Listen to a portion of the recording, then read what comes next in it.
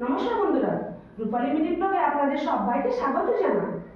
আজও এসে গেছি একটি সুন্দর ধরনের আপনাদের সামনে রেসিপি নিয়ে। আপনারা দেখতেই পাচ্ছেন আমার হাতে কি আছে।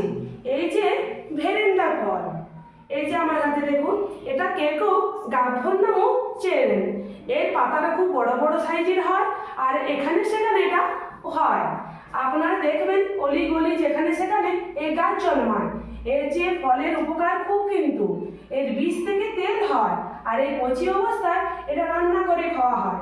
এটাই আজ আপনাদেরকে তৈরি করে দেখাবো কিভাবে আজ আমি এই রান্নাটা করছি। এর জন্য কি কি উপকরণ নিয়েছি দেখে নিন, চলুন। ভেরেন্ডা ফল ভাজার জন্য কি কি উপকরণ নিয়েছি দেখে নিন।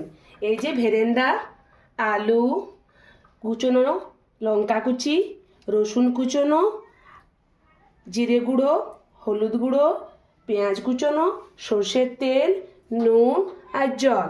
এবার এই ভেরেন্ডাগুলোকে ছোট ছোট আকার করে কেটে নেব, আর আলুটাকেও ছোট ছোট আকার করে কেটে নেব। চলুন কেটে নিই। ভেরেন্ডা ফল নিয়ে নিয়েছি কাটার জন্য। এই যে ভেরেন্ডা ফল, এটা কেমনভাবে কাটছি দেখুন। এই যে ছোট ছোট আকার করে কেটে নিতে হবে। এই যে দেখুন, গোল গোল চাকি চাকি করে এই যে কেটে নিলাম। আবার একটা কেটে দেখাচ্ছি দেখুন।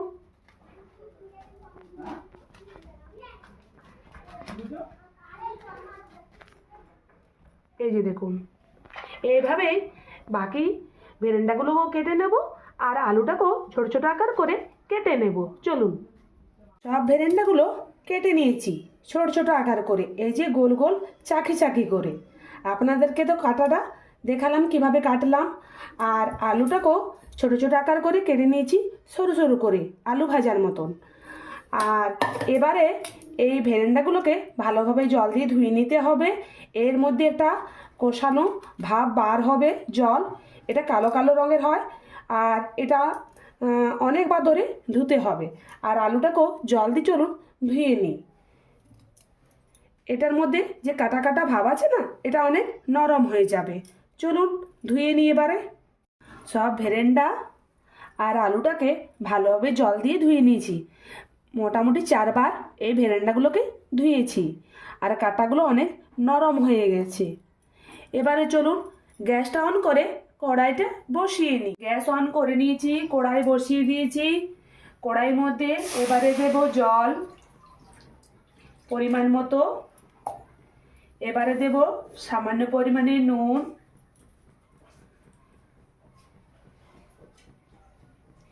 এবারে এই ভেরেন্ডাগুলো আর আলুটাকে সব সেদ্ধ করতে বসিয়ে দেব।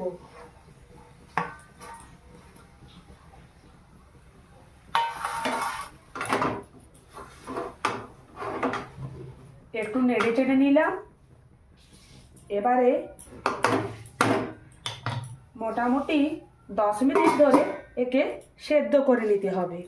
চলুন সেদ্ধটা হয়ে যাক ততক্ষণে। 10 মিনিট পর খুলে দেখি ঢাকাটা।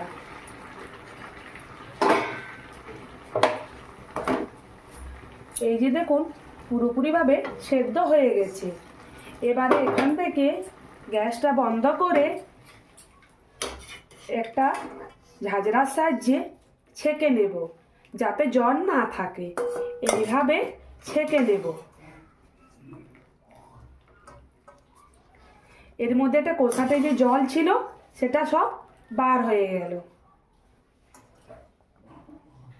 চলুন এইভাবেই পুরোগুলো ছেঁকে নিই। আবারও গ্যাস অন করে নিয়েছি, কড়াই বসিয়ে দিয়েছি, আর ভেরেন্ডাগুলোকে সব ছেঁকে নিয়েছি। এই যে দেখুন, একটুও জল নেই। এবারে কড়াইয়ের মধ্যে দিয়ে দেব সর্ষের তেল পরিমাণ মতো, কুচনো পেঁয়াজ,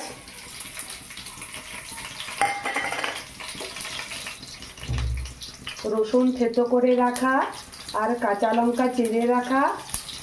আপনারা চাইলে যার যেমন ঝাল অনুপাতে খান সেই অনুপাতে আপনারা দিতে পারেন। আমি এখানে 3টে কাঁচা লঙ্কা ব্যবহার করেছি, আবার কেউ চাইলে গুঁড়ো লঙ্কাও ব্যবহার করতে পারেন। এবারে কিছুক্ষণ ধরে পেঁয়াজটা আর রসুনটা আর কাঁচা লঙ্কাটাকে ভেজে নিতে হবে। চলুন ততক্ষণে ভেজে নিই। লাল লাল করে পেঁয়াজ রসুনটা ভেজে নিয়েছি। এবারে ভেরেন্ডাগুলোকে আর আলুটাকে কড়াইয়ের মধ্যে দিয়ে দিলাম, একটু নেড়ে চেড়ে নিলাম। আর যেহেতু আগে সেদ্ধ করার সময় নুন দিয়েছিলাম, তাই পরিমাণ মতো নুন দেব, বেশি নুন দেব না। এবার দেব হলুদ গুঁড়ো। আপনারা চাইলে এখানে টমেটো কুচিও ব্যবহার করতে পারেন। আমি এখানে টমেটো দিচ্ছি না আজকে। অন্যদিন আরও অন্যভাবে আপনাদেরকে বানিয়ে দেখাবো। আর যাদের সুগার পেশেন্ট আছেন তারা আলু বাদ দিয়েও এটা বানাতে পারেন। একদিন অন্তত এই রেসিপিটা আপনারা বানাবেন। এবারে দিলাম জিরে গুঁড়ো। আর আমি যেহেতু কাঁচা লঙ্কা আগেই দিয়েছি, তো আপনারা এই সময় গুঁড়ো লঙ্কা যারা ব্যবহার করেন এই সময় গুঁড়ো লঙ্কাটা দেবেন। এইভাবে বেশ কিছুক্ষণ নেড়ে চেড়ে ভেজে নিতে হবে। চলুন ততক্ষণ নেড়ে চেড়ে ভেজেই নিই। কিছুক্ষণ নেড়ে চেড়ে নেওয়ার পর দেখুন ভাজা ভাজা হয়ে গেছে। এবারে গ্যাসটা বন্ধ করে কড়াই থেকে নামিয়ে নেব। আপনারা চাইলে এতে গরম মশলা ব্যবহার করতে পারেন। চলুন কড়াই থেকে নামিয়ে নিই গ্যাসটা বন্ধ করে।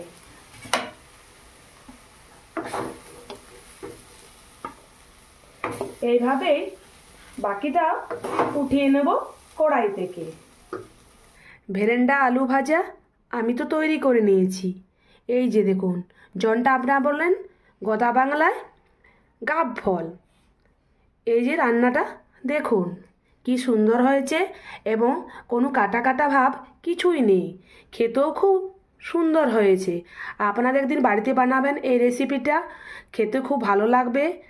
আর আমার এই চ্যানেলটা যারা নতুন দেখছেন ভিডিওটা শেয়ার করুন আর সাবস্ক্রাইবটা করতে ভুলবেন না। দেখা হচ্ছে বন্ধুরা পরের কোনো এমনি মজাদার ভিডিও নিয়ে। ততক্ষণের জন্য আসছি। সবাই ভালো থাকবেন, সুস্থ থাকবেন। নমস্কার।